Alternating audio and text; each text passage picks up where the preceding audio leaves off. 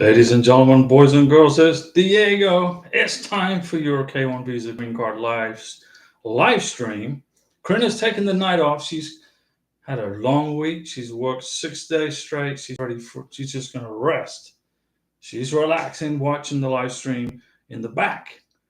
But I started early. It's 5:47 p.m. April 19th, 2025, and I forgot my Mountain Dew, so I'm gonna go get the Mountain Dew. 1 second. I'll be back.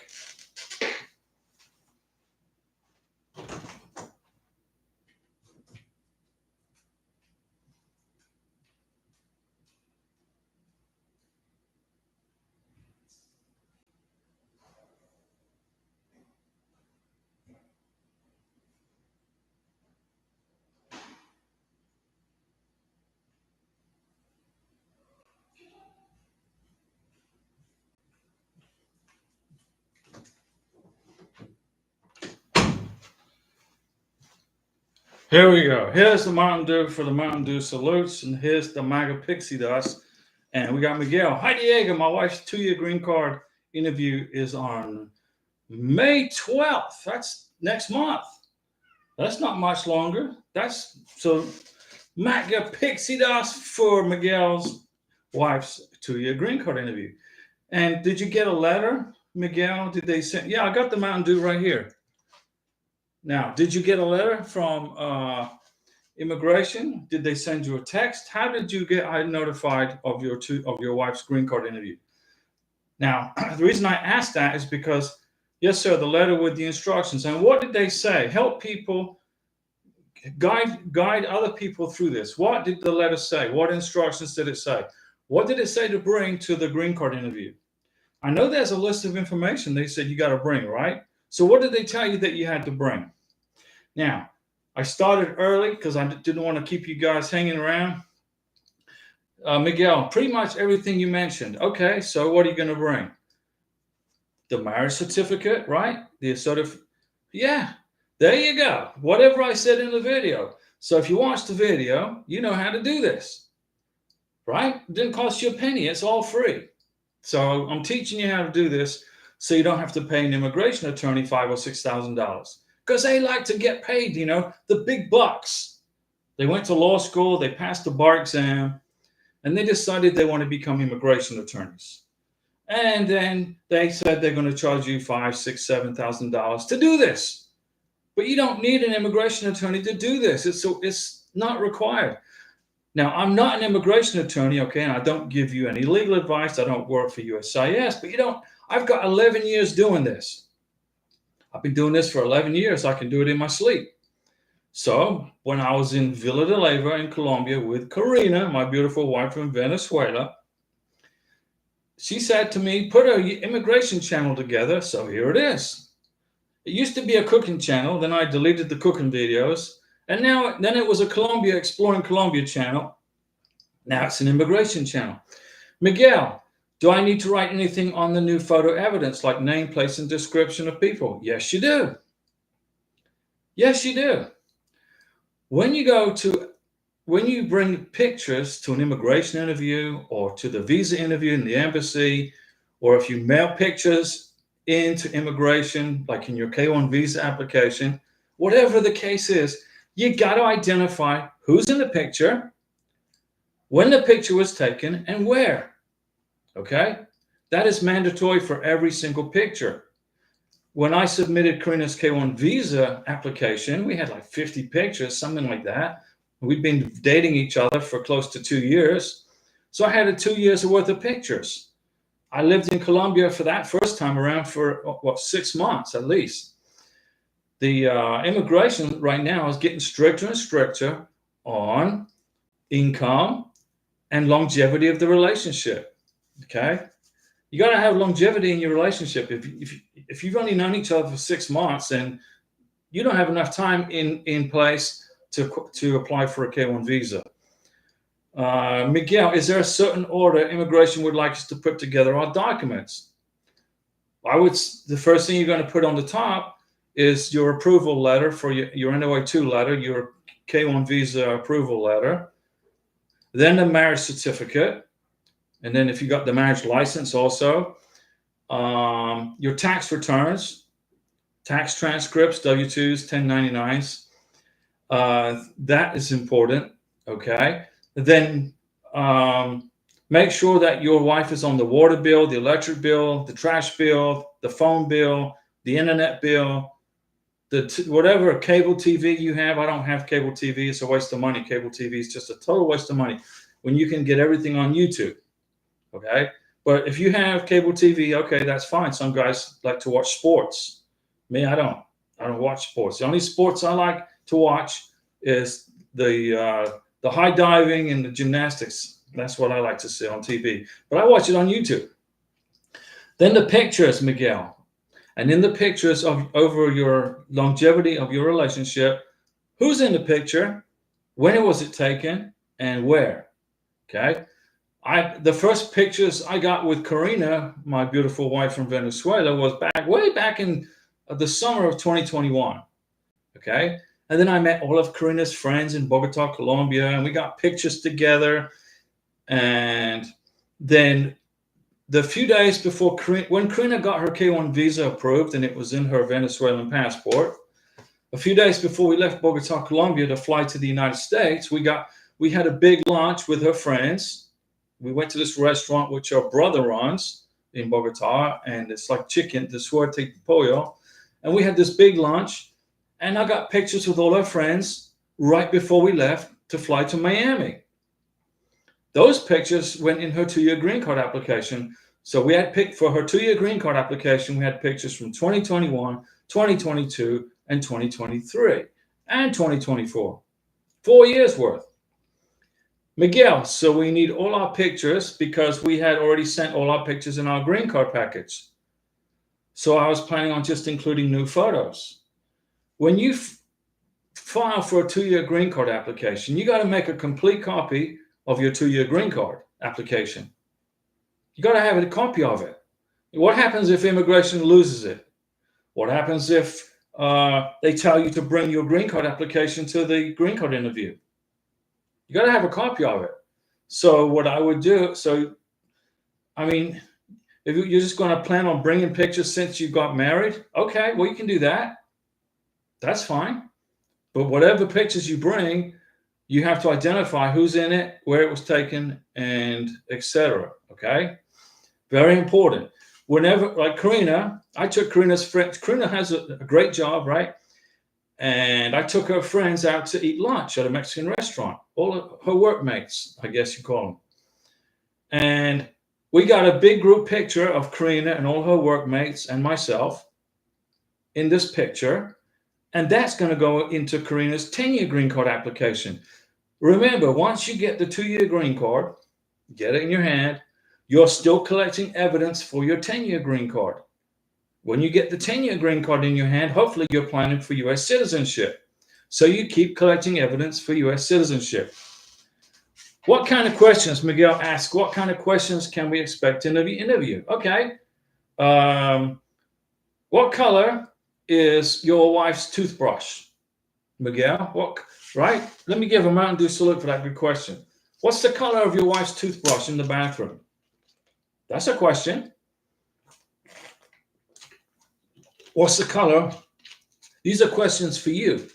Here's a question for your wife. What's the color of the carpet in your bedroom? What side of the bed do you sleep on? These are questions for your wife, Miguel. What side of the bed do you sleep on? What's the color of the carpet in the bedroom? What's the color of your car? What's your favorite TV show? Those are the immigration is trying to determine that, number one, you're in a real relationship. Number two, you're living together. And number three, you're sharing the bills and your cohabitation. You got to be responsible for the bills for your house, both of you. So when you go to your green card interview, make sure you bring bills with you, like the water bill, the trash bill, with both of your names on it. Can they ask for dates, like marriage dates? Okay. What day did you get married? When did you start? When was the first time you met your wife face to face, and where? Where did you meet her? Where? Face to face. What day was that? What is the anniversary of when you first met? What is the immigration officer may ask your wife, what is your dad's name or your mom's name? Miguel, what's your mom's name? What's your dad's name? Where do they live? Do you have any brothers and sisters? What's their names? They're going to try to make sure that your wife understands everything about you, Miguel, and your family. They're going to maybe ask you some questions to make sure you know everything about your wife's family, wherever from the country she came from. They may ask me, when Karina goes for her 10-year green card interview, okay, next year, they could ask me, what's the name of Karina's mom? What's her dad's name? Where do they live? Does Karina have any brothers and sisters? Well, yeah, she does. Most of them live in Colombia. Her sister lives in Venezuela. When did you get married? January 14th, 2024. Okay. Those are questions that you're going to get. What's important to in a relationship? What dates should you never forget? Your wife's birthday, the date you got married, then the anniversary of when you got married, the anniversary when you first met each other, etc. Miguel, July 10th, we will accomplish 10 years in the relationship, Diego, and we just had our marriage anniversary last month, so lots of photos. Sounds like you got 10 years worth of pictures. You're going to have to carry you're going to have to rent a U-Haul truck just to bring the pictures to the interview. Okay? So try to relax. Don't worry. Everybody's getting interviews now for 2-year green cards, 10-year green cards. It's just part of the process. It's immigration want to see you face to face. Okay? It's like Social Security. They changed the rules on Social Security. If you're going to apply for Social Security, you got to do it in person. It used to be you could do it over the phone, but now you got to do it in person because there's a lot of fraud going on with Social Security. And the Doge team uncovered it, and they're exposing it, and they're correcting the problems. Just like in immigration. Okay? Miguel, I plan on bringing an interpreter for my wife. Is that okay? That's perfectly fine. Absolutely, you can bring an interpreter with you for the 2-year green card interview. It's no problem. Now, when Karina my wife is from Venezuela, but she lived in Colombia for 6 years. So we dated in Colombia. We dated each other for 3 years in Bogota. But at the embassy in Bogota, Colombia, and there's a lot of people watching this video in Colombia, you don't have to have an interpreter to go to your scary K-1 visa interview in Bogota or in Santo Domingo. You don't have to have an interpreter. But when you get, and that includes documents too. But when you get to the United States of America, if your wife or husband cannot speak English, bring an interpreter to the green card interview. And make sure you get the birth certificate translated into English by a certified company like the Spanish group. Joel Adams, do I have to register my wife due to new policy? She already filed an I-485. No, you don't. Let me explain what this registering people is. Okay, there's a lot of YouTube channels out there that are putting out all this bogus BS information that's totally wrong about registering. Okay, this is the deal. If you are in the United States of America illegally, you have to go and register with the US government. You have to have biometrics, and then you have to leave the country. But first you have to register to do the biometrics. Okay, that's what the registration is. If you are in the United States and you've applied for a green card already, you've already done the biometrics, right? You went to the biometrics interview, you had your picture taken, you had your fingerprints taken, and you signed your name. And then now you're either waiting for the green card interview, or you've already been to it and you've got your green card, or you're waiting for your green card, whatever the case may be. But there are some YouTubers out there who are saying that if you are in this country and you're a foreign national, you got to register with the US government. That's total BS. If you are in this country and you have applied for a green card, you don't have to register with the government. You already did. When you filed for the green card and did the biometrics, that's the registration. If you are in this country illegally, if you snuck in this country and jumped the line, okay, you have to go home. You got to go back home. That's what congressional law says. It's not President Trump's rules. It's not Marco Rubio's rules. It's what the Congress put in place years and years ago, but nobody ever freaking enforced it. Now it's being enforced. Okay? So if you're in America illegally, you have to register with the government. You have to go for biometrics so the U.S. government knows who you are. And then you get on a plane and you go home to your home country. That's the policy that's in place. So, Joel, do you understand what I just said? Are you unconfused? Okay, stay out of Facebook, because Facebook is the disaster place to go for immigration questions. If you're in Facebook, you're going to get scared to death with all the crap they put out there. So no, Joel, your wife doesn't have to register with the government because she's already filed for an I-485, her green card, and she's already going to be going to or has done her biometrics. So you're good to go. Okay, you got it? You got it? Joel Adams, thanks. That's what we thought. It's basically for illegals to admit they are here illegally. That's exactly right. That's correct. The State Department wants to know who the hell is in our country illegally. And here's the deal.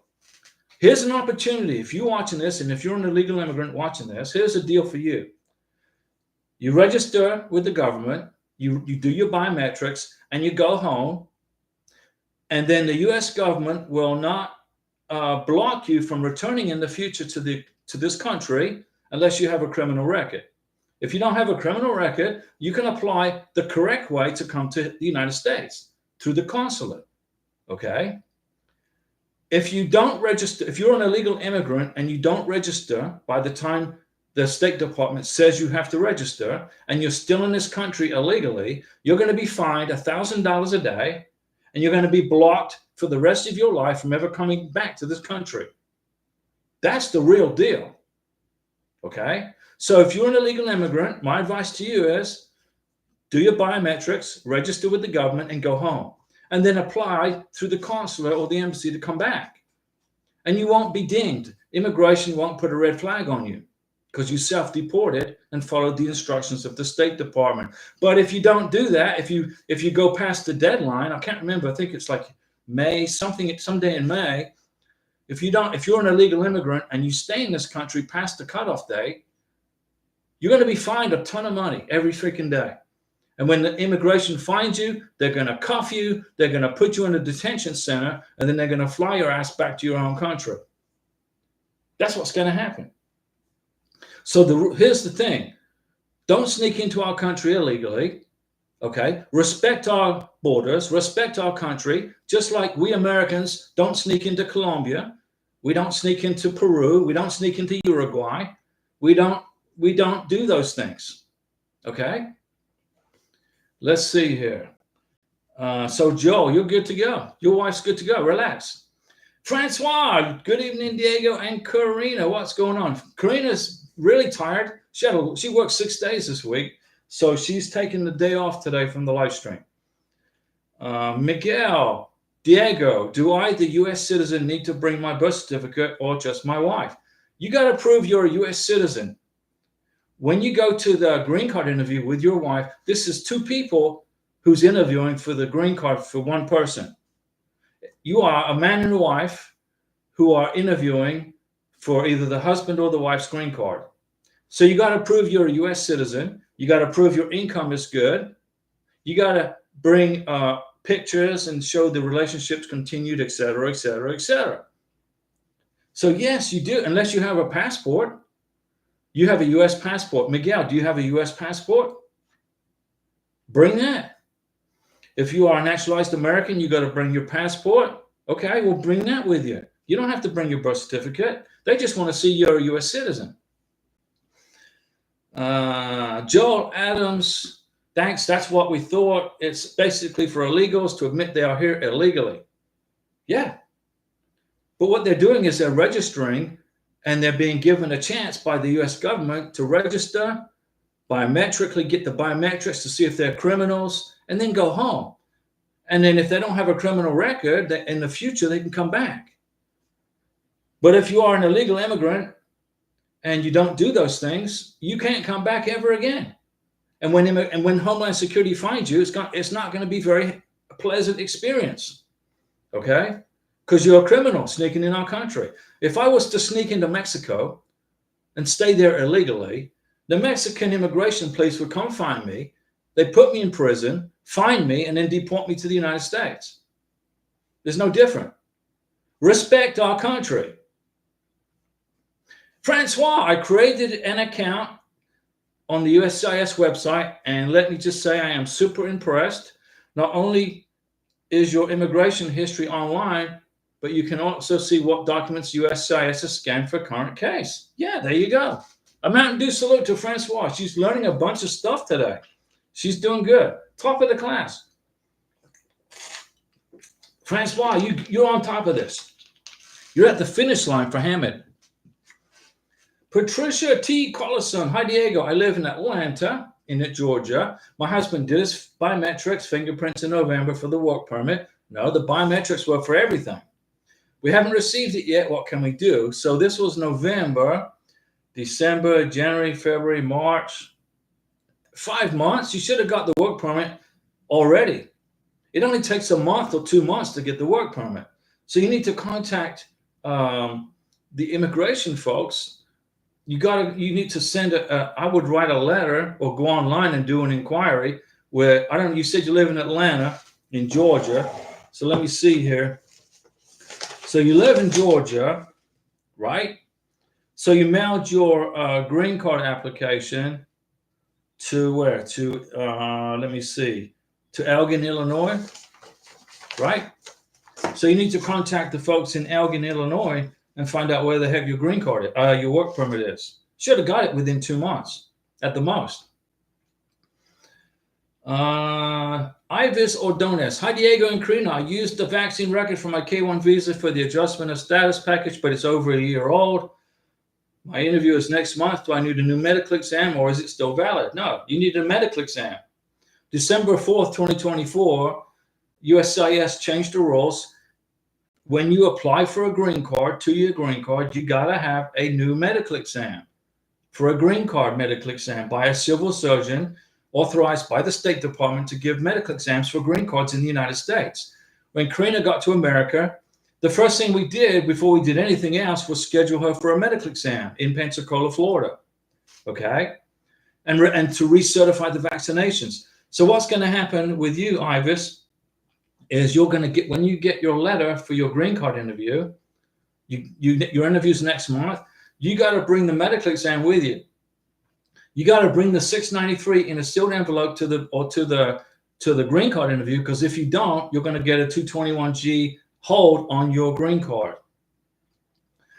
So no matter, I don't know where you live in the United States, but wherever you live in the United States, whatever state you live in, whatever city, right now, tomorrow's what? This week, you got to find a doctor authorized by the State Department to give medical exams for green cards. You got to get the medical exam done. The administrative assistant will fill out the 693 for you and sign. The doctor will, once you've completed the medical exam, the doctor will sign the 693 and you got to recertify your vaccinations, put them in a sealed envelope, and bring that with you to the 2-year green card interview. Because if you don't, you're going to get asked for it. And if you don't have it, you're going to be put on hold for months and months and months while you go get it, and then you go turn it in, and then you're going to wait forever for them to re-adjudicate your green card. So on Tuesday or Monday of next week, find a doctor, get a green card medical exam, and recertify and get it re-signed and get it signed by the doctor on the 693 and bring it with you to the green card interview. And I just saved you the biggest headache of your life. If you listen to me and do what I just said, okay, Ivis, I'm going to save you a massive headache. So you can trust me and do what I say to do. It's up to you. But if you don't, you're going to be put on a green card hold that could be for months. Repeat the medical exam and turn it in, bring it with you to your green card interview, which is in May, right? No, your medical exam is not valid anymore, the one in the past. But the good news is you don't have to do a medical exam for the 10-year green card. So when Karina came to America, first thing we did was got her a medical exam for her green card, for her 2-year green card. It was included in her 2-year green card application. It was in a sealed envelope, etc. Okay? But when she applies for her 10-year green card next year, she doesn't have to do the medical exam again. You only do it one more time. You do it once at the embassy for the country where you live, and then you do it a second time for when you adjudicate the 2-year green card. Then you're done. Then it's good for eternity. Okay, Ivis, you understand what I said, right? Miguel, okay, so I'll bring my passport, U.S. passport, my wife's translated birth certificate, correct? That's 100%. Mountain Dew salute to Miguel. Paying attention. That's good. You got to pay attention, class. You'll pay attention to the class. You'll get your green card. Francois, Hammond's biometrics is in 1 week. Yeah, and Francois, his biometrics is just north. It's like an hour and a half from you, right? You live in upstate New York, so it's not too bad of a drive. JD, what about for a 10-year green card? Removal of conditions. Do we need to do medical exam? No. JD, listen. You do the medical exam for the interview at the embassy. Karina went to her medical exam in Bogota, Colombia. It was I think it was on the 7th floor or the 9th floor of this big hospital in Bogota. And I went with her to the medical exam, and I was sitting around waiting and waiting and waiting. I made some video from the window looking over the view. And then she came to America. When she entered the United States in Miami, the Border Patrol took her package, right? Her immigration package. They took everything. They issued her an I-94.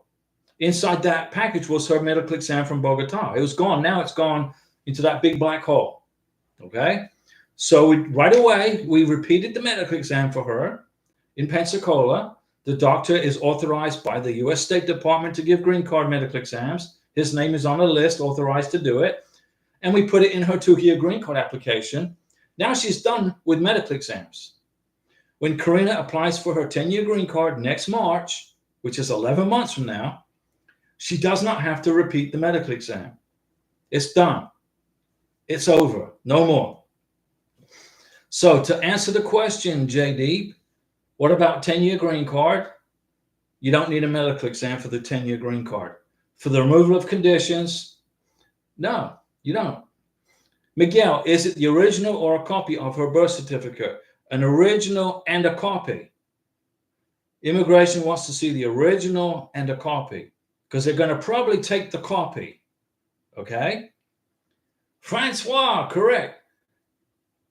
Ivis Ordonez, thank you so much, Diego. I'll schedule the appointment with the doctor for next week. There you go. Mega pixie dust for Ivis. I live in Miami. Can you give me the estimate of the cost? Well, here in Pensacola, it was, let me see how much it was. I think it was like $175. I think it was about $175 here in the Panhandle. In Miami, it may be a little bit more expensive because Miami is a higher cost area, okay? But I'm glad you're listening to me. I'm glad you came on this live stream because I just saved you the biggest headache of your life, okay? Mega pixie dust for Ivis. So find a doctor in Miami. I don't think it shouldn't be any more than $200, $300. Miami's a little more expensive. But you got to have it. It's mandatory. Because if you go to the green card interview, the 2-year green card, not the 10-year, if you go to a 2-year green card interview and you didn't include a medical exam in the application, they're going to ask you for it. You're going to have to produce it. So you bring it with you. Miguel, do they separate you into rooms or is it a joint interview? Okay, let me explain, Miguel, how the 2-year green card interview is going to go and how the 10-year green card interview is going to go. You're going to both sit down together. Then they're going to ask you some routine questions about your relationship. If anybody acts nervous, if anybody, gets kind of, the immigration officer doesn't have a good vibe about the relationship with somebody, they'll separate you, and it's called a Stokes interview. They'll put the husband in one room and they'll put the wife in another room. Then they're going to ask the same questions to the same people, but you're going to be separated. So they're going to ask the wife maybe 10 questions, and they're going to ask the husband the same 10 questions. And then they're going to put the questions and answers together, and they're going to see if they match. So if they separate you, it's only because they don't feel like the relationship is real, or they don't feel comfortable with it. They don't trust it. It's called a Stokes interview. The only time that would happen is if persons are nervous, if they're fumbling over the questions, if they're fumbling and mumbling, because it's normal to be nervous at an interview, right? But you can't be. You can't be nervous. You got to go in there in your business attire, business casual, like this kind of a shirt, and you walk in and you sit down and you just answer the questions. And if you don't know the answer to a question, you say, I don't know. It's better to say, I don't know, than to make up some story. Because if you make up a story, immigration is going to figure it out. You don't want to do that. If you lie one time to an immigration attorney, your green card is going to be shredded and flushed.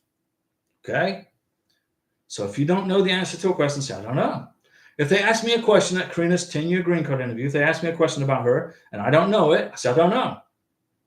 Sorry, I don't know. I never studied that. Okay? But you just got to relax. Don't panic. It's easy for me to say, but it's what you have to do. Okay? You got to be relaxed in the green card interview. The only time they will separate you, Miguel, is if they have an uneasy feeling about the relationship and they don't trust it. They're going to split you up and ask you 10 questions and 10 questions separate and then match up the questions. So they could ask you, Miguel, let's suppose they split you up, which I don't think they're going to do. But if they do, they ask you, what is the color of your wife's toothbrush? I mean, who the heck knows? I know my wife's toothbrush is purple, but that's because I'm going to be prepared for that question. But otherwise, I couldn't give a rat's tail what the color of my wife's toothbrush is. I don't care. But I'm going to need to probably know that for a green card interview. John, I applied for the adjustment of status 6 months ago, and the status is still showing case is still being active. It takes 9 to 10 months to get it adjudicated. How long do we have to wait? Probably another 3 months. How long do we have to wait to get it approved? About 3 more months. Is there an interview in the future with USCIS? Yeah, you're going to have a visa interview. Everybody is. That's the new policy. Everybody gets an interview. But don't panic about it. It's no big deal. It's just a pain for us because we're going to have to get an apartment, get a hotel, rent a car. I'm not going to drive my car to New Orleans again. If it's in New Orleans, if it's in Montgomery, Alabama, I'm going to put the miles on a rental car. So I'm going to rent a car, get a hotel, spend the night, go to the visa interview, the green card interview. Hello, what color is Karina's toothbrush? It's purple. It's purple as of right now. But if we buy a new toothbrush, who the heck knows what color it's going to be? I don't know.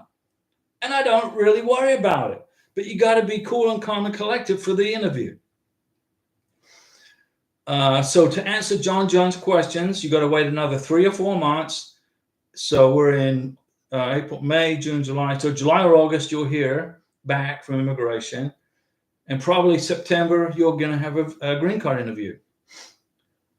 John, even though the step interview has been completed without making it, we just have the case decisions a step now. What do you mean the step interview? What is a step interview? I don't know what that is. Miguel, will you bring an interpreter to Karina's 10-year green card interview? Yeah, I will. Karina makes more friends quicker than anybody I know on the planet. We were in Walmart today buying some Mountain Dew. I got this Mountain Dew from Mountain Dew Salutes. Thanks to your super chats, by the way. I got some Mountain Dew, and Karina bumps into this lady, and they sat there chatting for like 20 minutes. And I'm like, wow, this is pretty cool. So I kind of stuck my nose into the conversation. And I said, yeah, I'm Karina's husband. Nice to meet you. Con mucho gusto. ¿Cómo estás? ¿Tú bien? And she's like, oh, okay, cool. Lady can speak fluent English and fluent Spanish. And she's from Peru. Imagine that. So we're talking about the Nazca lines because I'm into aliens and space stuff and, extraterrestrials. And I was talking about the Nazca lines, and she was saying, yeah, it's a great place in Peru. Go visit there. And I was like, Karina knows everybody. So we're in Walmart, and she stops, and she's chatting in Spanish with this lady for 20 minutes. I asked Karina, I said, who's this lady?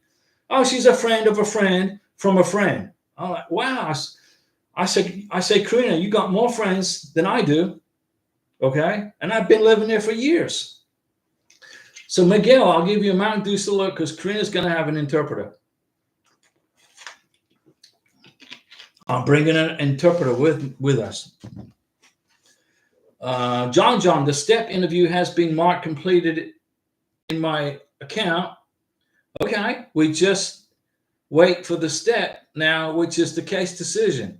Okay. So what's going to happen is you're going to get the decision. More than likely it's going to be approved. And then you're 99% probably going to have an interview. We'll see what happens. Hopefully you don't. But more than likely you're going to have to go for an interview. So don't be surprised if they cancel that part of it and reinitiate a green card interview for you and your wife. Don't have a heart attack, but I think that's what's going to happen. So it means the interview got waived, or it might have an interview. At this point, you don't have an interview, but you're going to have an interview. Okay? Just relax. Kevin Cameron. Hi, Diego. My fiance's medical is May 19th. The interview is June 10th. I have to get a criminal background check for her CFO. So she's in the Philippines then. Right? Is that what I'm thinking? Do you know how long it takes to get here in Illinois? Okay, Kevin, you're going to have to update me on where you are at in the process with this. So when you talk about CFOs, that means Philippines. So your beneficiary, your fiance, is in the Philippines right now. So what you're telling me is on May 19th, she has her medical exam at the Luke's Extension Hospital in Manila. In June 10th, wait a second. My fiance's medical is May 19th. So she has to go to St. Luke's Extension in Manila for her medical exam. On June 10th, you have the scary visa interview at the embassy in Manila, and you have to get a criminal background check for her. Well, she can do that in the Philippines. You got to get a police check, a police certificate from the Philippine Police Department, from the Philippine State Police. And her CFO is when she gets her K-1 visa in her Filipino passport, she has to go to a 4-hour class on how to leave the Philippines and relocate to the United States. And that's mandatory by the Philippine government, not by the US government. So you're asking her, what is your question? Do I have to get her a criminal background check? Yeah, she has to have a police check for everybody. I don't care what country you're watching this channel. You're watching me right now live. We got how many people? 13 people. That's cool. But over, hundreds of people are going to watch this video all around the world, probably tomorrow or late tonight. Whatever country you live in, if you've lived there, whatever country you have lived in or worked in for 6 months or longer, you have to get a police certificate.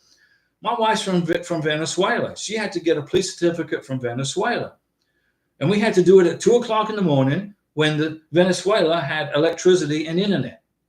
Because you understand that Venezuela is a communist country right now, ran by a dictator. And they have a hard time with electricity and stuff like that. And internet connections is not very strong. So we're in Bogota, Colombia. It's 2 o'clock in the morning, and Karina gets on the laptop, and she's hoping that the internet's working in Caracas, Venezuela. She's praying they got electricity. Boom, lo and behold, everything was good, and she got her Venezuelan police certificate. They emailed it to her, and then we printed it. Then she got her Colombian police certificate because she'd been in Colombia for 6 years. Then we had to get an Interpol police certificate from Interpol because she was living in Colombia. Okay? So your fiance in the Philippines has got to have a Philippine police certificate. And that's going to be necessary for the K-1 visa interview on June 10th. And then apparently the Philippine government want to see it for the CFO. and you're asking how long does it take to get here in Illinois, you don't do a police certificate in Illinois for the Philippines. Your beneficiary does it at the police station in wherever she lives. Where does she live? In Cebu, Dumaguete, Manila? John, what will happen after the interview with USCIS? We can get the approval right away, or we have to wait a couple of days or a couple of months. They'll tell you that day. They'll say to you, "Oh, your green card's approved." Okay. So let me put some K1 visa green card, super lucky 2025 mega pixie dust all over your green card interview. Just relax. Be calm. Don't be panicking. It's routine. It's like a job interview, but it's different. And you go to the interview. If you don't know the answer to a question, say, "I'm sorry, sir, I don't know." And then shut up. If they ask you, they're going to ask you yes and no questions most of the time. And if they're asking you yes and no questions, you say yes, sir, ma'am, no, sir, ma'am, and don't say anything else. If it's an open-ended question, then you can expand upon it. But if they ask you yes or no questions, you answer yes or no, and then shut up. You got it? It's going to be that day. John, you'll know that day the status of your green card. Unless you forgot to bring some documents with you, and then you're going to go into a 221G hold. Well, you didn't bring this document. You didn't bring your tax return. You forgot to bring you didn't prove you're a U.S. citizen. You didn't bring proof of U.S. citizenship. If you forget something, you go into a hold pattern. And then they won't issue you, they'll tell you you're approved, but they won't issue you the green card until you produce those documents. So don't forget anything. It's not going to take a couple of months, John. You're going to know right after the interview. Well, congratulations. You've been approved for a green card. Well, thank you very much. I'll see you in 2 years for my 10-year green card. Francois Livingston, will USCIS let me translate for Hamid in case he gets stuck on a question? Yeah, you can translate for Hamid. The consulate at the U.S. Embassy in Abu Dhabi allowed me to translate a question he had asked Hamid. You can do that, Francois. Mount du salute for that question, because I like that question. I'm not going to translate for Karina at the 10-year green card interview. I'm not going to do that. I'm not going to do it. My Spanish is good, but it's not good. My Spanish is I can hold a conversation with somebody in Spanish, okay? But I'm not going to be making a mistake on my wife's green card application because my Spanish isn't up to par. But your language skills are probably excellent, Francois. I know they're excellent, and so you're good to go. Kevin Cameron, she told me she needs one from me for her CFO. So she's asking for an FBI check? Wait a second, that's not the way things work. The National Visa Center does an FBI check on you, Kevin. When your K1 visa got approved, it went to the National Visa Center in New Hampshire. The National Visa Center in New Hampshire did an FBI check on you. That went into the K1 visa application. That was then sent to Manila, Philippines. The embassy in Manila, Philippines knows that you are a good guy and you don't have a criminal record. So the Philippine government doesn't need your frickin' police FBI check. It's at the embassy. Okay? Your fiance is maybe a little confused here. Okay? So the Philippine government and the US government communicate with each other, embassy to government. If the Philippine government need a copy of your FBI check, they can contact the US embassy and they'll give it to them. She told me she needs an FBI check for me for her CFO. That's not correct. I mean, you got to ask her again, for real?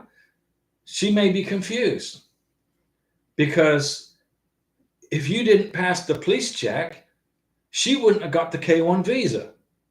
Do you understand what I'm saying? So she cannot go to the CFO unless the K1 visa is in her Philippine passport. So the Philippine government will look at her Philippine passport and they're going to see a K1 visa in there. What does that tell the Philippine government? It tells the Philippine government that you passed the FBI check at the National Visa Center and you are a good guy with no criminal record.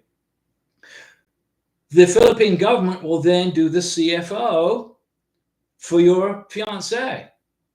She has to go to a class in Manila, 4 hours. I think it's like 4 hours. So I think there's an error there somewhere in communication. Okay? Your beneficiary in the Philippines cannot go to the CFO interview or the CFO class unless she has a K1 visa in her passport. That tells the Philippine government that your FBI check has been completed. I know how this process, I've been doing this for 11 years. Okay? Probably helped people from, I would say, 100 plus countries. And I'm very intuitive on how things operate in the Philippines. So there's an issue there somewhere that's not correct. Call your beneficiary up in the Philippines and ask her, why do you need my FBI check? That's already been completed by the National Visa Center and is at the U.S. Embassy in Manila. Okay, let me see here. Chris and Emil, Larry Piercy hiding in this chat. Larry Piercy, Francois, what site are you on to find your progress, please and thank you? That's, yeah, write it down here. It's the USCIS online. It's the USCIS. You can create your own account with immigration. Larry Piercy, no Chris, Jose Ramirez. Hi Diego, enjoy your weekend. Thank you for all your free advice. Well, de nada, Jose, gracias para tu palabras. A mi gusta. Disfruta tu fin de semana también. Brownie, RSPS is a member of this channel. Brownie is a member. Larry Piercy is a member. Let's see here. Brownie, hello Diego. We sent our green card package to USCIS in Elgin, Illinois. That's correct. That's the right place. On Monday via FedEx. Congratulations. You pay attention. Was delivered on Tuesday and the check was cashed according to our bank. Well, you're going to get a Mountain Dew salute because you did exactly the way I explained for you to do it. Remember, guys, you never, ever, ever, ever, ever try to pay for a green card with your credit card. Never try to pay for your K1 visa with your credit card. If you put a bill, if you fill out that paperwork, the immigration says you can fill out that form to pay with your credit card. And you're going to put in there $1,440 if you're an adult applying for a green card and biometrics. Your bank's going to get that charge from immigration and they're going to block it. Your bank's going to say, what the heck is this? What the heck is this? And they're going to block it until they contact you to find out if you are actually trying to spend $1,440 freaking dollars or $1,700 if it's included in the work permit. So you always pay for your green card, 2-year green card, 10-year green card, K1 visa with the I-129F. You always use a check, personal check or cashier's check. Okay? If you're paying the consular fee at the embassy, you can use your credit card to pay the consular fee. It's only $265. Your bank's not going to have a heart attack over $265. They're going to approve the transaction. Okay?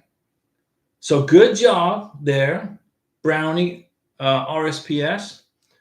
Now just waiting for a confirmation from in the mail. That's right. Put your feet up, go have a barbecue out in the backyard and relax. Chris and Emil, the economy is going to be bad for a while. Well, that's because we quit buying crap from communist China. We put tariffs on China. The United States became totally dependent on communist China for buying stuff. You go to Walmart, everything's made in freaking China. So what are we doing when you buy stuff that's made in China? What are you doing? You're funding the communist Chinese government. And you're helping them build ships and submarines and planes so that they can use that maybe in the future to invade Taiwan, possibly. So President Trump, he looked at the communist Chinese and he said, no, you're not going to rip us off anymore. We're going to slap a tariff on your imports, just like you tariff our imports. So the communist Chinese, every country in the world started to negotiate with Trump, except for China. Okay? Because they thought they were way better than Trump. Okay? So Trump did this to the communist Chinese, and now their factories are closing, and the communist Chinese government is in panic mode, I would say, just my opinion. If you want to buy anything, if you're going to buy stuff, buy it made in America. If it's made in America, buy it. Or if it's made in Colombia, or if it's made in Peru or Uruguay, or made in Mexico, or even Canada. But quit buying stuff made in China. For our own future. The communist Chinese government are bad, okay? They're bad. They're not friends of the United States, even though they pretend to be. Let me see here. Okay. Francois, Larry Piercy, on your wife's green card, in the way one letter, there's instructions on where to go to USCIS and gives you an access code. Good for 90 days. That's correct, Francois. Good information. And then that's exactly correct, what you wrote. And then Larry Piercy, thanks. That's the problem, Francois. And Larry's a member of this channel too. Kevin Cameron, thank you. Diego, appreciate the help. Anytime. That's why I'm here. Karina's usually with me, but she worked a long week, guys, so she's resting. And Francois and Larry are chatting. And Larry Piercy, over 200 days waiting.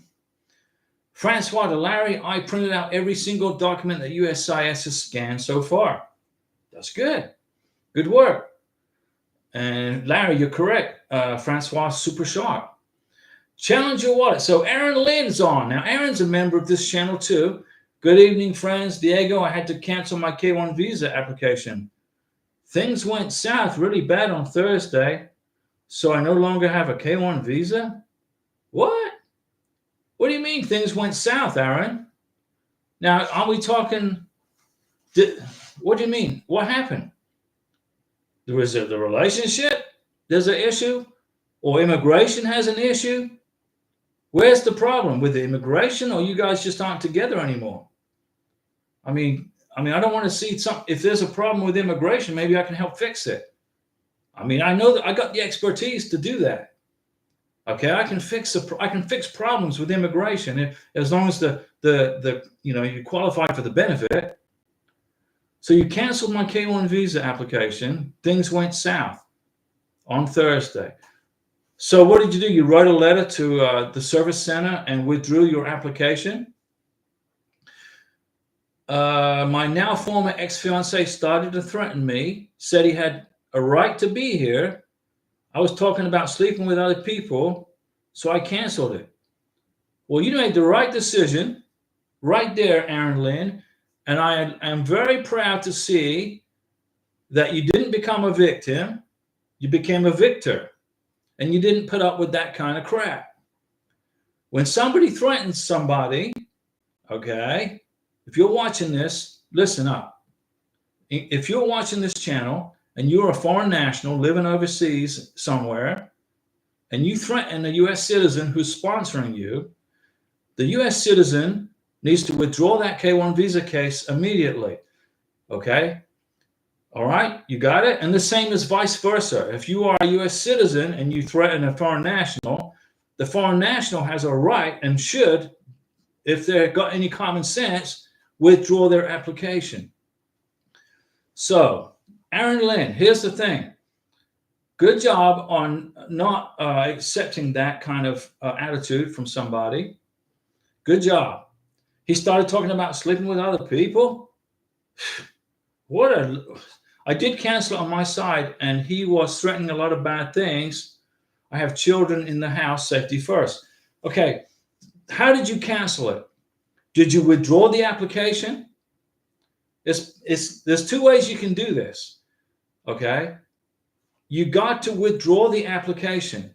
So that way, if you meet somebody else overseas and you want to go through this K1 visa process again, okay, you're not gonna you're gonna have evidence that you withdrew the first application.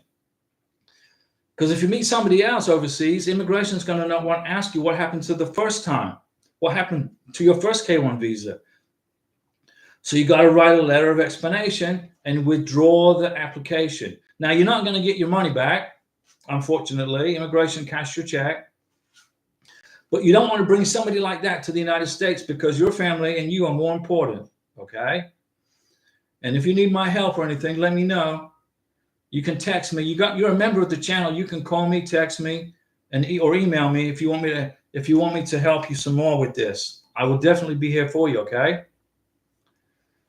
Brownie RSPS, I would go into the backyard, but it's tornado season. Thunderstorms are going off at the moment. Well, that sounds like Florida. Larry and Francois are chatting back and forth, which is excellent. Eagle GPN. My wife's daughter is here on a K2. Very good. Applied for the green card in October. Still waiting. Our K2 is currently frozen by the government. No. K1 visas and K2 visas and K1 green cards and K2 green cards are in process. They're not frozen. You need some super lucky mega pixie dust. That's what you need, Eagle GPN. Relax, put your feet up. Your wife's daughter is here on the K2. You applied for her green card, right? In October, November, December, January, February, March, April, May, June, July. So by July or August, you'll be notified about it. You understand Eagle GPN? You're gonna just put your feet up and chill out. Your stepchild's gonna get his or her green card. Miguel, do I need to include a table of contents when I bring my documents to the interview? No, you don't have to put a cover sheet together. Just put everything in a file. The only time you put a cover sheet together is for the K1 visa application and for the 2-year green card application and for when you lift the conditions off the green card for the 10-year. But when you go to a green card interview, you just bring all the stuff they tell you to bring. You put it in a binder or a folder of some kind. And then when you go to the green card interview, the immigration officer is going to say, can I see your proof of U.S. citizenship, please, Diego? Yeah, here's my passport. Can I see proof of your marriage, Karina and Diego? Here you go. Here's the certified copy of the marriage certificate certified by the clerk of the court. Okay. Do you see what I'm saying? Let me see here. You don't need a table of contents. Aaron Lynn, so I'm glad you fired that guy. He was threatening you. He said he had a right to be here. He doesn't have a right to be here in the United States of America. There is not one foreign national living overseas right now who is waiting for a adjudication over K1 or a spousal visa who has a right to be in the United States of America. It's a benefit, not a right. It's a benefit. And the U.S. Congress so kindly has offered this benefit to U.S. citizens. Okay? So you tell your friend there, Aaron Lynn, the ex-spouse, the ex-fiance, to have a great day, and then you block him everywhere. If you were friends with him on Facebook, you block him. If he's in your WhatsApp chats, you block him. If he's on Instagram with you, you block him. If he's on emails with you, you block him. If he has your phone number, you block him. You're done with that person. You're done. Protect your family. And now RSPS, it's not your right to be here unless you're naturalized. That's correct. Good job. You have children in the house, Aaron, and you did the right thing, but hopefully you withdrew the application. You got to do it a specific way. Larry Piercy, holy cow, Francois, you did not miss a thing. I'm impressed. Chris and Emil, yes, Larry, and Chris and Emil, you guys are members of this channel also. Find out the status of the green card. Good job, Aaron Lynn. Yeah, Larry Piercy. Larry Piercy is a Marine. Was a Marine. I was in the Navy, okay? And when I was in the United States Navy, if there was any domestic abuse going on, okay, sometimes I had to intervene as a senior chief and take action against the military member, okay? But Aaron Lynn, you did a good job on getting rid of that guy. Let's see here. Miguel to Larry, have you tried creating an account at uscis.gov? Chris and Emma, what is that? Is that like a shark or something? Aaron, in the welcome letter, there was a link. I went through the link. It took me to another place to write and submit a request. I attached a formal withdrawal request with my signature. Excellent. Aaron Lynn, you get a Mountain Dew salute. You did a withdrawal request. Perfect. Now, what you do is you print that withdrawal request. You got to print it, and you got to block that very nasty individual from your life in every avenue of communication. Okay?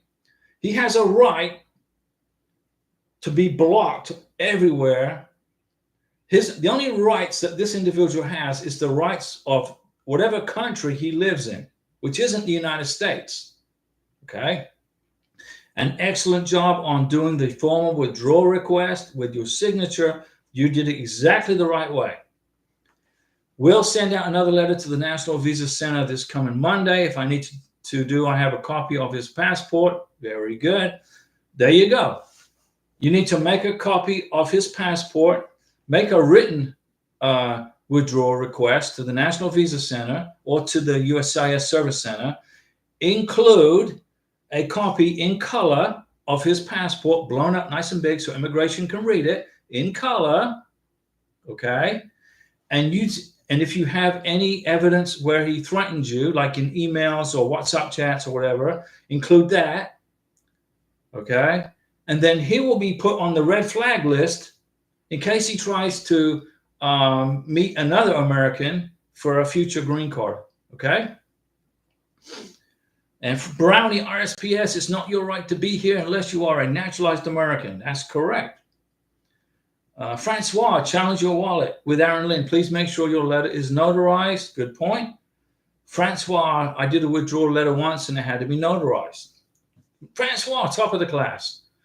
Larry Piercy to Aaron Lynn, did you throw him out? He was never in the country, right? Aaron, didn't you just have you were just at the point where his visa interview was getting scheduled? I'm trying to remember. I think that's where you were at, right? You're getting ready for his visa interview. Brownie RSPS, it would be very difficult for him to obtain a visa in the future, for sure. Yeah, he's done. If you threaten a U.S. citizen and you're in the middle of a green card interview or a green card application or a K-1 visa application, and you start threatening the person who sponsored you, you got to make sure immigration knows who that person is and why. You got to back it up somehow with like WhatsApp chats or emails. And then you get a copy of his passport or her passport, send it to immigration. And then he will be on the Trump's "You ain't coming to America" list. Okay? And that's all she wrote. Yeah, Brownie's right. It will be very difficult for him to get a visa in the future. But you got to let immigration know the reason for the withdrawal. Brownie RSPS, thank you for helping me with my I-485. I really appreciate it. Well, that's why I'm here. I can fill out an I-485 and 864, the I-129F. I can do it in my sleep. Okay? I've been doing it for years and years and years and years and years. And why do we have a K-1 visa anyway? Where did it come from? Who created the K-1 visa? Well, it was created by Vietnam veterans back in the 70s. Vietnam veterans who were stationed in Vietnam wanted to marry their Vietnamese fiancés, and the U.S. government and the Vietnamese government was blocking their access to doing that. So the Vietnam veterans put a lot of pressure on the Congress and said, look, dude, you're my representative in Congress. I want to be able to marry this lady from Vietnam. So they said, okay. So the Congress of the United States back in the 70s created the K-1 and the K-2 and the spousal visas. So if you are like, my wife, Karina, is a recipient of a K-1 visa and a green card. And I thank Vietnam veterans for creating it. So if you've got a green card on your hand, or if you're a K-1 visa approval, then you need to thank a Vietnam vet, because they're the ones that made it happen. Let me see here. Yeah, Larry Piercy, Aaron Lynn threw him out of the embassy, I'm sure. He's not even in the country yet. Let me see. Thanks to Crayons, Larry Piercy. Challenge your wallet with Aaron. He never has been here. We were together for over 7 years. 7 years, Aaron Lynn. If I need notarization, I will make sure that it's done at the bank this week. Good job, Aaron. 7 years. Mountain Dew salute to Aaron for that super chat right there. Thank you, Aaron. I appreciate that. And Karina can see that. She's watching the show back in the back of the house. She's just tired, okay? She had a long week.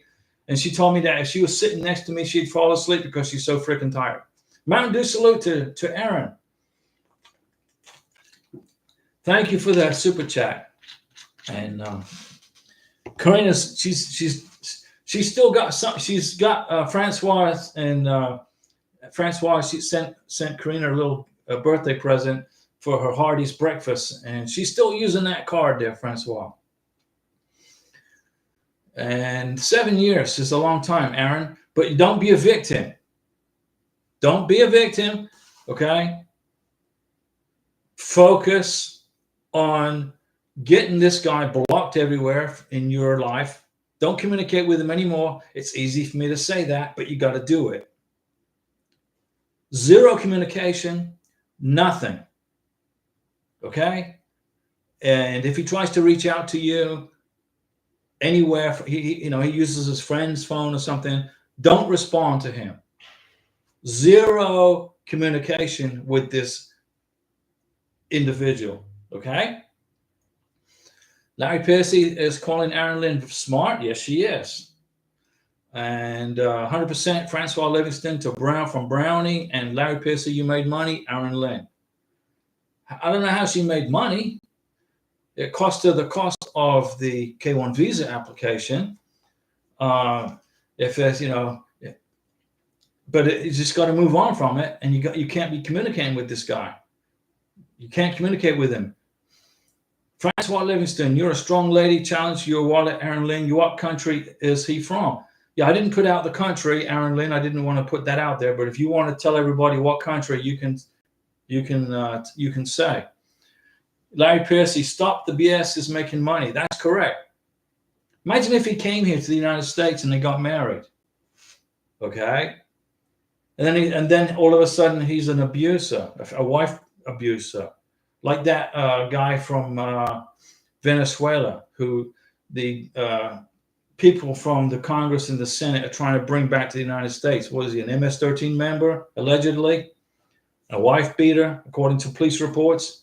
And we got freaking senators and congressmen trying to bring him back to the United States. I mean, how insane is that?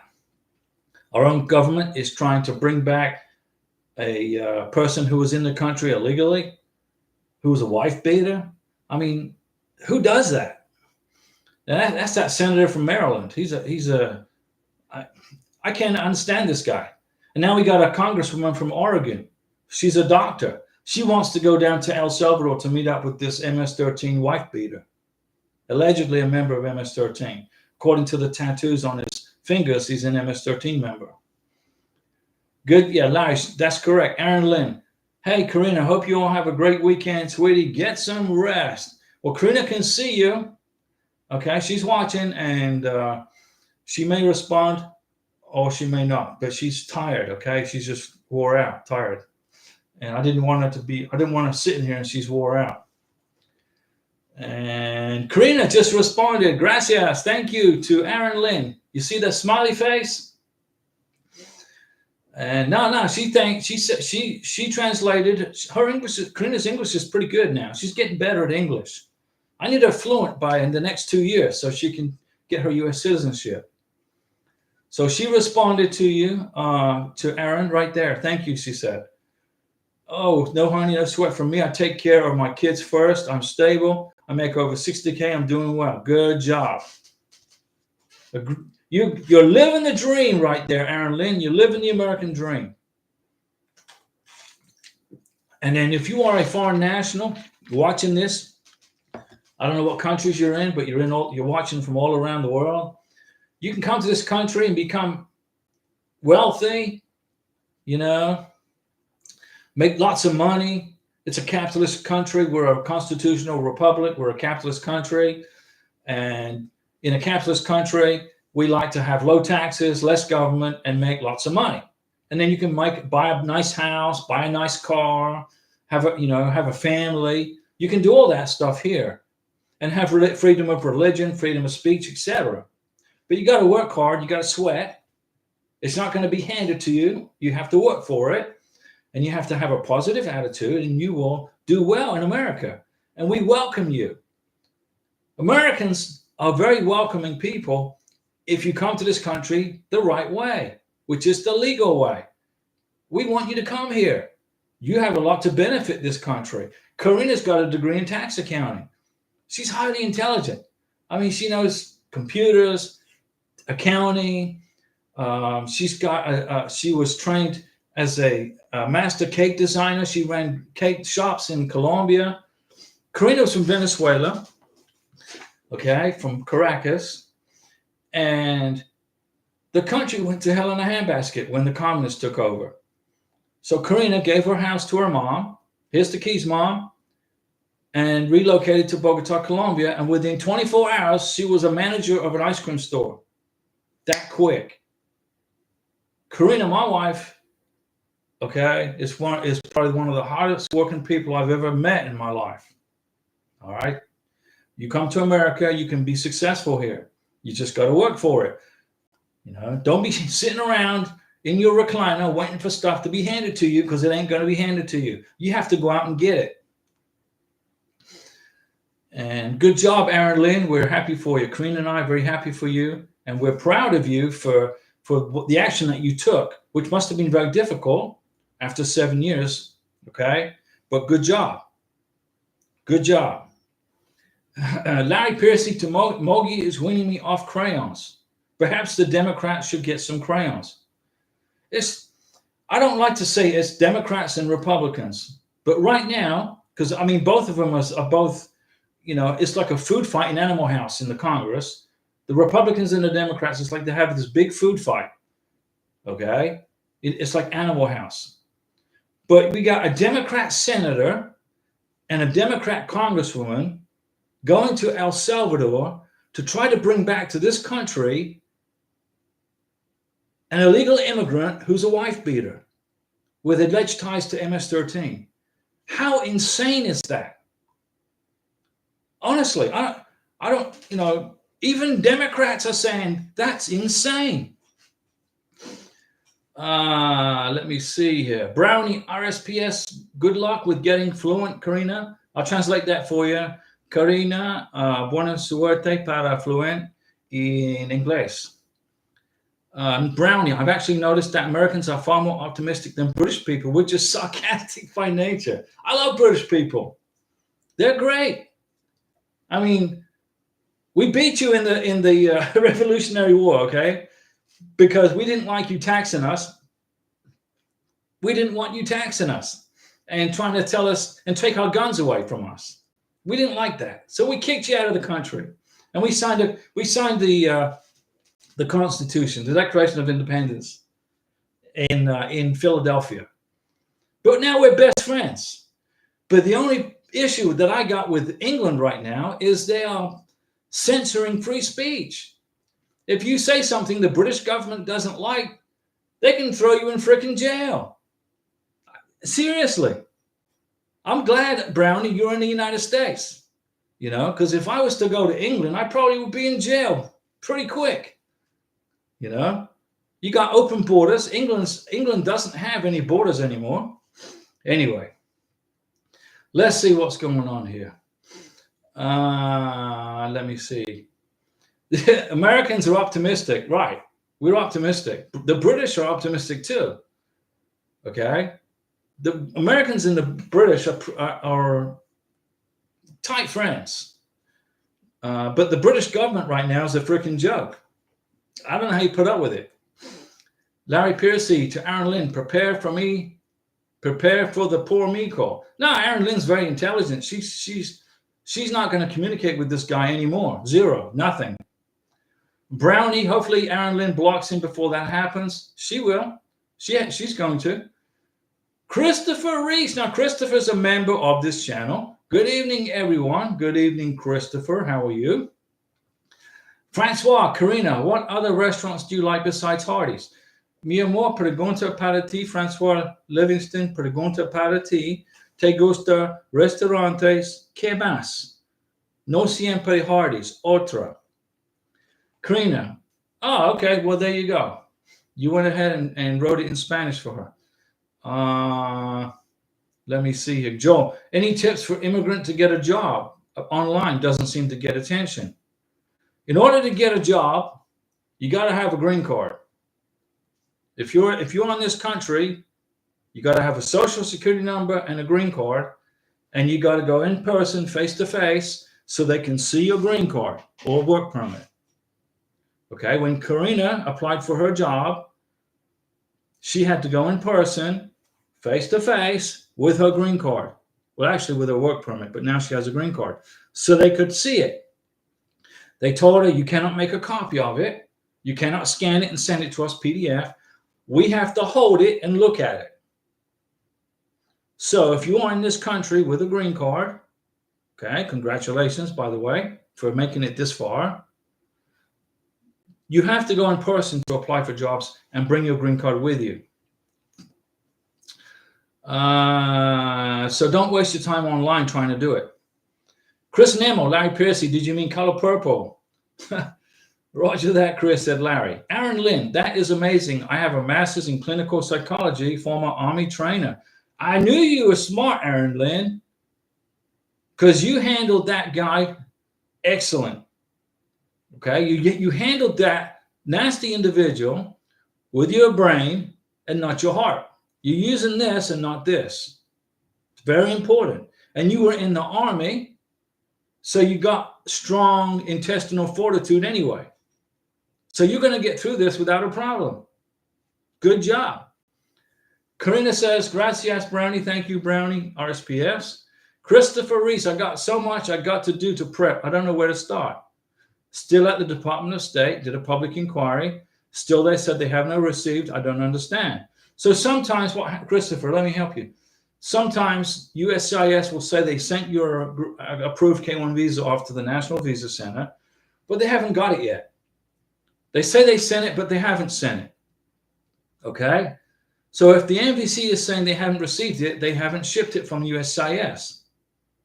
You got to understand that USCIS and the NVC are working with probably over 100,000 people, more, even more. It's a lot of logistics involved, not just in K-1 visas and spousal visas, but everything, work permits, etc. And there's a lot of people in the system going through this process. Just relax, okay? You got this, Christopher. Joel Adams, work permit card. So you have a work permit and a social security number, EAD card, employment authorization document. Okay, go in person and go get a job. Do it in person. Bring the work permit with you. John Labatt. Now, John's a member of our channel. Diego, please go over the process once we get to our port of entry. Okay. So when you land in the United States of America, let me go over this with you. The plane lands in America. Karina was on a Boeing 747. We flew from Bogota to Miami. So we got off the plane and you go through the immigration line, which could take up to 2 hours, even longer, depending on where you land. If you land in Atlanta, Georgia, you could be 3 hours in the freaking immigration line. We landed in Miami. We got in the immigration line with U.S. citizens. So it's much better that you accompany your beneficiary to America. Okay. I accompanied Karina to the United States from Bogota, Colombia. She was with me. Her arm was in my arm. We went to the U.S. citizenship line. We got in line in U.S. citizenship line.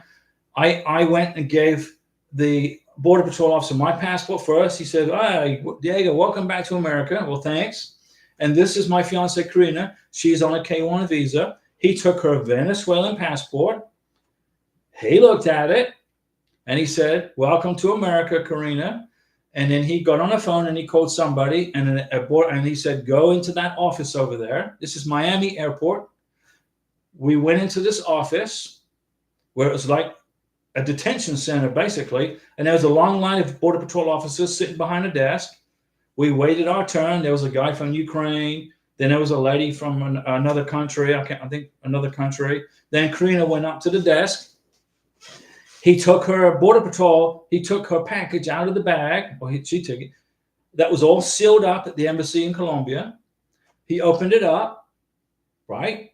He took all this stuff out, including her medical exam. He kept everything. He said, "Welcome to the United States, Karina." He issued her an I-94. He stapled it into her passport. And that was just a temporary I-94. You have to get the real one off the internet, okay? And then he's asking me questions because I had this was my second process for me. So the Border Patrol officer said, "Hey, we got some paperwork in here from this other person. Who's this?" I said, "Oh, that was from 8 years ago. It's irrelevant." He said, "Oh, okay." And he said, "Don't worry about it. Thanks. The embassy in Bogota messed up or whatever." I said, "No, that's good." And then we left the Border Patrol interview room, and they didn't ask her any questions. And there's our suitcase was left all by itself because we had to go into the immigration room first. We picked up our suitcase and we were wheeling it to the rental car place, and the wheel broke on the suitcase. It must have weighed 100 freaking pounds. I think I squeezed everything into that suitcase that Karina possibly could ever own in Bogota, Colombia. Everything else we gave away to her brothers and family. So I'm hauling the suitcase to the rental car company in the airport in Miami, and the wheel broke. I'm like, great, what else can happen? So I got this suitcase that weighs 100 pounds, and I'm trying to drag it to the rental car place. We rented the car in Miami, and we drove here. That was the process from entering the United States. You got to understand, the K-1 visa, once you land in America, becomes obsolete. Now you're working off of an I-94. The K-1 visa goes away. Now you're working off the I-94. You got 90 days to get married. If you don't get married within 90 days, you will be deported. Okay? So what happens is you get married within 90 days. When you apply for the 2-year green card, they're going to look at the marriage certificate, date. When did you get married? They're going to look at the I-94 and they're going to say, okay, these were the 3 months you were given to get married. If you got married between those 90 days, you're good to go. You're in status. Then you apply for the green card. That's basically it. The process is easy. Larry Piercy to Aaron Lynn, very lucky. Aaron Lynn, oh, not everyone's got a backbone. He's been blocked everywhere. I knew you were going to do that when you told me you were in the Army, including all 3 of my YouTube channels. Good job. He doesn't have a prayer in hell. That's right. I like your style. Kick his ass to the curb. That's for Aaron, for being a victor. Very good job, Aaron. A brownie, RSPS, good for you, Aaron. Best decision you could have made. That's right. And let's see, Christopher Reese is talking to Brownie. Yep, they'll send the notice long before they bother sending it, as long as they do it in batches. You're gonna when USIS says that they're sending your approved K-1 visa to the National Visa Center, that's not always correct. They could be ahead of themselves. Okay, the NVC may not have it yet. Christopher Reese, did it pick up pace again after getting to NVC to do the remaining appointments and interview? Depends on the embassy, depends on the country. Aaron Lynn, it usually takes 3 weeks or 4 weeks for the NVC to receive it and open it, then you'll be notified. There you go. Christopher, it was asked of me, what do they do with all that stuff once they receive at the point of entry? What do they do with it? Most of it, but the basic thing is they're looking in the passport to make sure the name on the passport matches the name on the K-1 visa or the K-2 visa or the spousal, whatever the case may be. Okay? If everything matches up, all that paperwork gets pulled and gets destroyed because it's all been scanned at USCIS and sent to the NVC.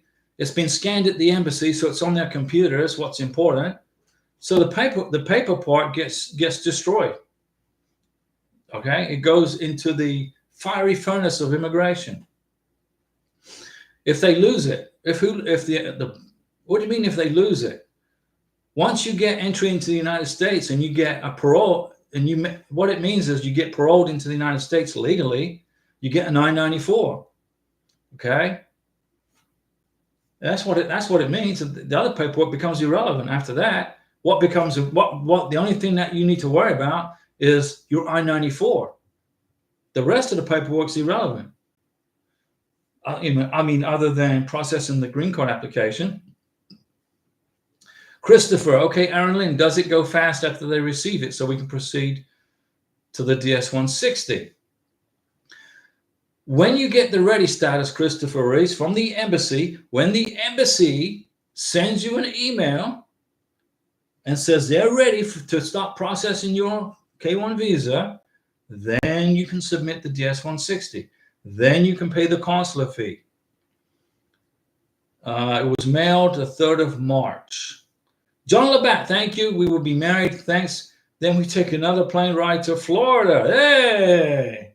MAGA Pixie Dust for Florida and for the plane ride. Christopher, okay, so glad information isn't just lying around. No, it gets destroyed. It goes away. It becomes, it gets shredded and burned. Brownie, USCIS have an online database. The paper copies of these things given to the are shredded. Yeah, that's correct. They are gone. They're shredded and burned. Jeffrey Garcia. What's up, Jeffrey? Hey, Diego, just wrapped up the adjustment of status in California. My wife received her green card less than a week from her marriage interview. What a hell of a process, and right. Thank you for your advice. Well, you get the last word. I've been talking for an hour and a half. I can't believe it. I want to let you guys go. Enjoy your weekend. And happy Resurrection Sunday. Okay? And have a very happy Good Friday. And a happy Passover. We don't say Happy Easter here in this house because there's no such thing as Easter. It doesn't exist. Do you know who Easter is? Do you know who that person is? An Anglo-Saxon goddess of fertility. What the heck has an Anglo-Saxon goddess of fertility got to do with the resurrection of Jesus? What has it got to do with the Israelites getting freed from Egyptian slavery? What does Easter is an Anglo-Saxon goddess. So when you say Happy Easter to somebody, you're saying to that person, Happy Anglo-Saxon Fertility Day. It's insane. Okay? Brownie, England has a ton of Anglo-Saxon influence. I don't have a problem with that.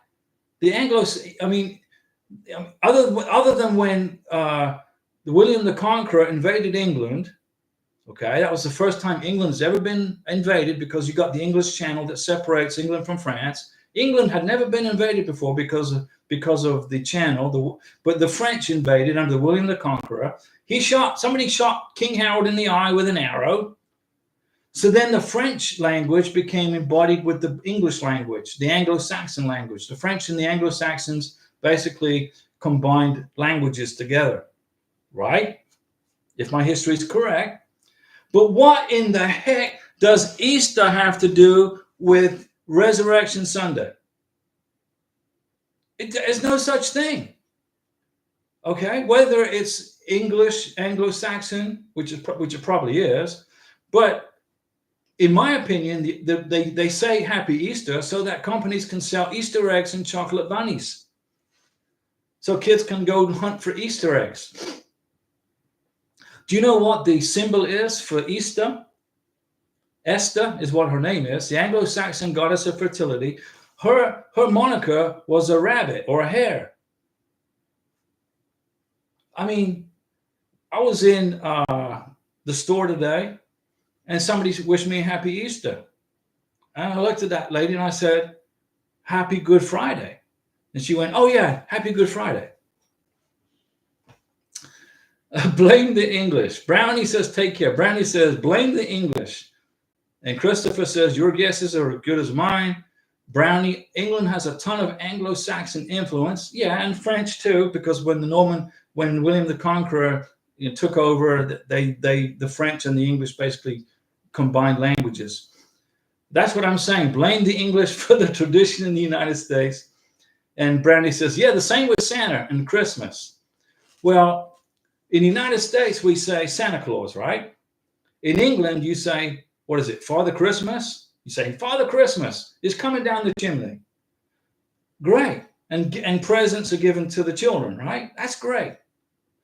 But what is it? It's the celebration of the birth of Jesus, right? Happy Christ Mass, right? That's what it is. Happy Christmas. Merry Christmas, excuse me. It's the birth of Jesus. So when somebody says to me, Happy Holidays, I say, whose holiday? I never heard of that guy. When was he born? And people look at me like I'm what? Okay, what? I say, yeah, you just wish me happy holidays. I said, well, whose holiday? Was he born today? Who is this guy holiday? Anyway, Francois, good night. Thank you for an awesome live chat, nonstop learning. And Francois gets the last word. We're out of here. Now, if you want to become a member of this channel, go ahead. You can sign up. And if you become a member, you get my email address. You get my phone number. You can text me anytime. You don't have to wait for a live stream to get any questions. Brownie is a member. Francois is a member. Christopher's a member. Larry's a member. Aaron Lynn's a member. John Labatt's a member. We got a lot of members on the show today. If you want to join the membership, it's like $9.99 for a month. If you only need my help for a month, that's $9.99. And you get my phone number, email address, and you can text me. You only may need my help for a month. But that's a heck of a lot cheaper than paying an immigration attorney $5,000, right? Use that money for your honeymoon, for your wedding, for trips back and forth to see your fiance in whatever country she lives in. It's expensive flying to the Philippines.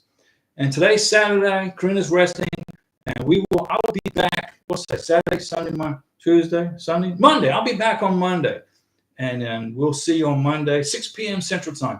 Thanks for hanging out. I hope you learned some new things today. You like all my UFO stuff? Look at that. I got my whole office it's like Area 51 in here. We'll see you guys Monday, 6 p.m. And thanks for that super chat, Aaron, and everybody. Send your respects to Aaron Lynn. That's one tough lady right there.